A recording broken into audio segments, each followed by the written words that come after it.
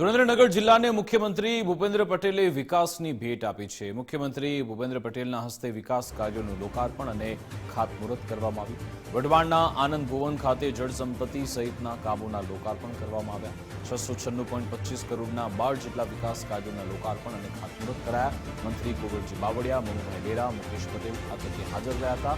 સાંસદ ચંદુ શિહોરા સહિત ધારાસભ્યો આગેવાનો પણ ઉપસ્થિત રહ્યા હતા।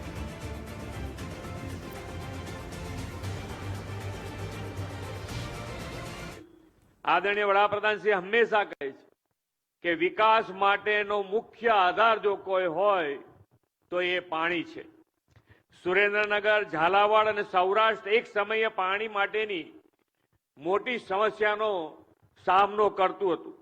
वडाप्रधान श्री नरेन्द्रभाई अपूरता पाणीवाळा विस्तारोने पाणीदार बनावવાનો संकल्प कर्यो અને સૌની યોજના सुजलाम सुफलाम योजना અને કેનાલ નેટવર્ક દ્વારા છેક છેવાડાના વિસ્તારો સુધી પાણી પહોંચાડ્યું છે।